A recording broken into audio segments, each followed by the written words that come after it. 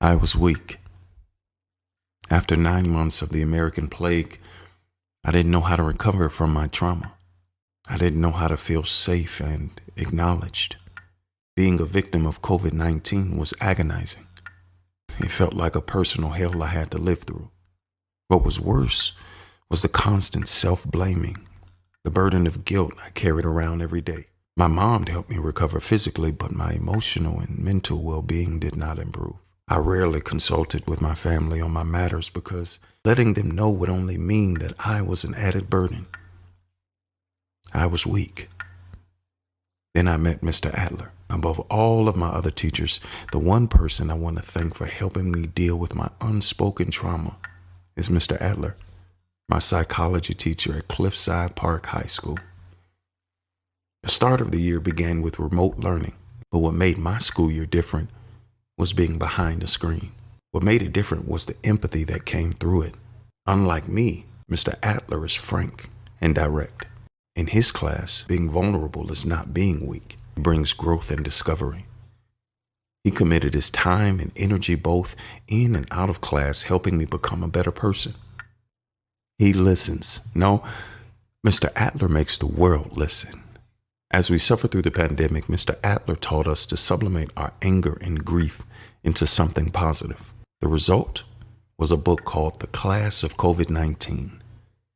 He encouraged students, including me, to write memoirs and their experiences during the pandemic. He wanted to offer real-world benefits. I was very hesitant at first, but he persuaded me to be part of the book, as if he knew I needed to. I was weak. That's how I started my memoir. Mr. Adler was there the whole time to guide me through the process of brainstorming, writing, and staying motivated. He created a classroom focused on collaborating, writing, and editing. He provided materials and worksheets that aided in the writing process. I found that writing my feelings on a paper was a therapeutic and healing process. After he helped edit my work, I shared my story with my family. For the first time, I saw my mom cry. She comforted me, and I'm glad that Mr. Adler changed my viewpoint and showed me the positive side of being vulnerable. Because of this book, my vulnerability was shared with the world. I got kudos from the governor.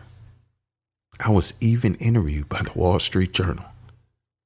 Next year, because of the success of this book, I will be given a scholarship from its sales.